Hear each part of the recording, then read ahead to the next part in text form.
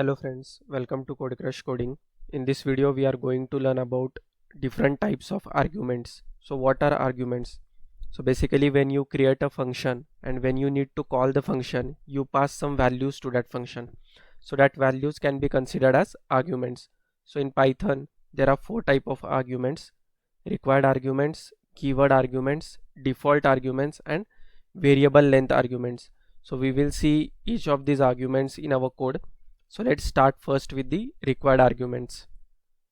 So let's first create a function. So in this video we will create one function, let's say area of rectangle. So we need a function which will give us area of rectangle.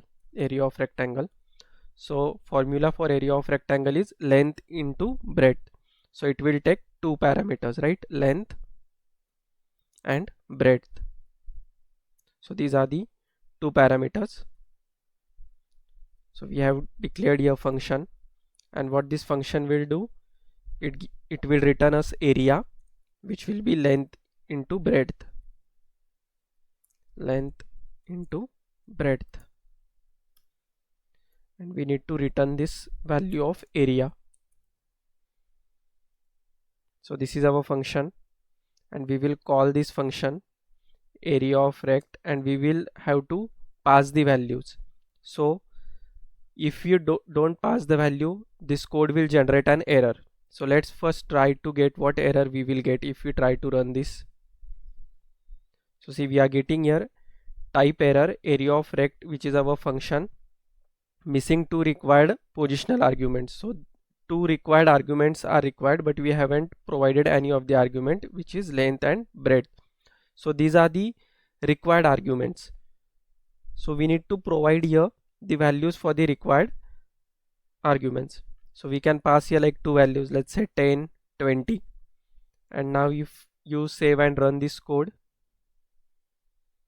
as we haven't print anything, so let's try to store it in one variable, let's say result. So this value will be stored in the result variable, and here we will print area of rectangle, and we will print here result. Let's run this code. So see, we are getting here 10 into 20, which is 200. So we are getting here the result. So this is the use of required arguments. So calling with exact match of the position for function call and function definition. If either of the argument is not provided in the function call, it will gives us an error. So if you provide only one value here, but it is expecting the two values, so in that case also we will get an error. See, missing one required positional argument breadth. So that is the use of required arguments. Let's see the another type of argument. Let's first cover the default arguments. So what is the default argument? Like, let's say if you want to provide only the length here and you haven't provided the breadth while calling the function, but you can directly provide here the value. Let's say my default value for breadth is 10. So if someone or user doesn't enter the value of breadth, it will be taken as default.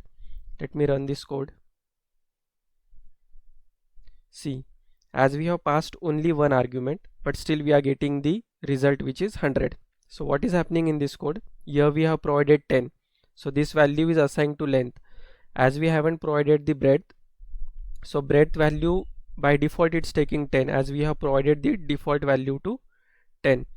If you provide your default value, let's say 5 to the length, and you don't provide any of the argument here, in that case we should get 50. See, we are getting 50 as we haven't provided any of the value, but it is taking the default values 5 and 10. So 5 into 10 will be 50.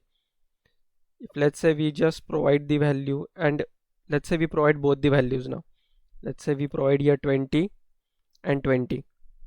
So in this case what will happen?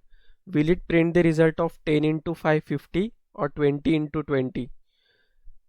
As we have provided here the values, it will take these values 20 and 20.